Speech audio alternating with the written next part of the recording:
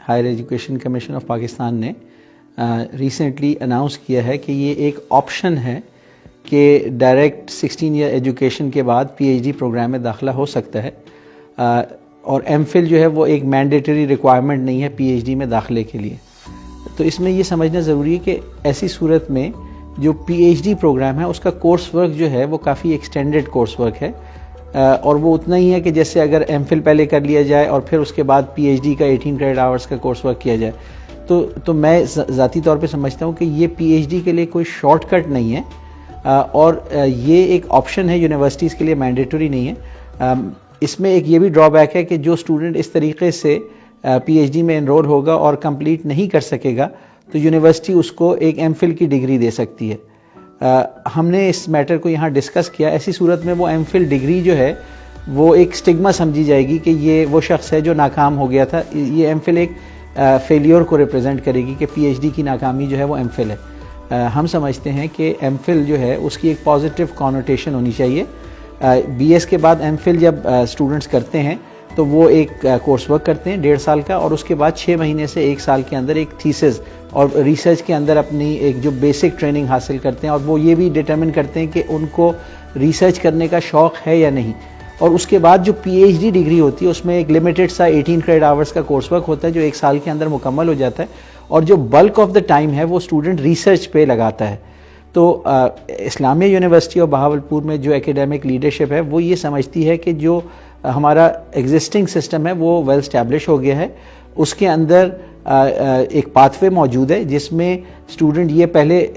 فیصلہ کر لیتا ہے کہ وہ پی ایچ ڈی مٹیریل ہے بھی یا نہیں، ریسرچ اس کے لیے ہے سوٹیبل یا نہیں ہے، اور اس کے بعد پھر پی ایچ ڈی ریسرچ میں وہ آتا ہے، پی ایچ ڈی پروگرام میں آتا ہے۔ تو ایچ ای سی نے بھی یہ مینڈیٹوری نہیں کیا کہ سارے پی ایچ ڈی پروگرام اس طرح چلیں گے، وہ ایک انہوں نے آپشن دی ہے۔ اچھا، ایسی آپشن دنیا میں دوسرے ملکوں میں بھی ہوتی ہے، لیکن پوری دنیا میں زیادہ تر 90% سے زیادہ جو پاتھ وے استعمال ہوتا ہے وہ یہی ہوتا ہے کہ آپ پہلے 16 ایئرز انڈر گریجویٹ کرتے ہیں، اس کے بعد ایک گریجویٹ ڈگری پہلی جس کو ایم ایس یا ایم فل کہا جاتا ہے، جس میں آپ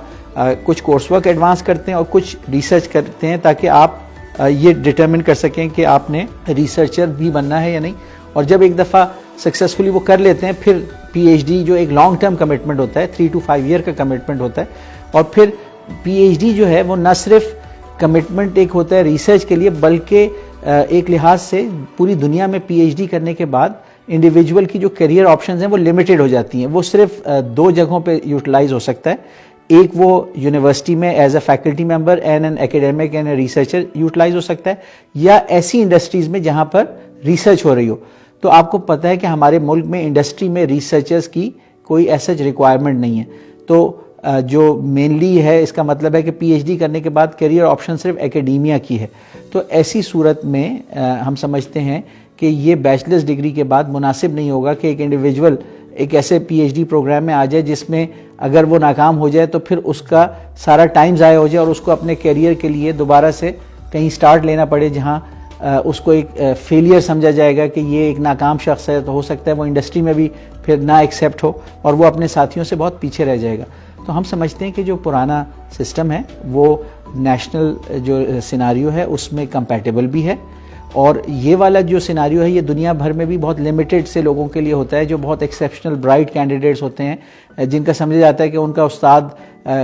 پہلی کلاس میں ریکگنائز کر لیتا ہے کہ یہ بچہ پی ایچ ڈی مٹیریل ہے، اس کو پی ایچ ڈی میں جانا چاہیے۔ تو ایسی صورت میں سمجھا جاتا ہے کہ ایم ایس جو ہے ان کے لیے ایک طرح سے ٹائم کا ویسٹ ہے، وہ direct P H D level کی بھی ریسرچ کر سکتے ہیں، لیکن یہ ایکسیپشن ہے، یہ کہیں پر بھی نارم نہیں ہوتا۔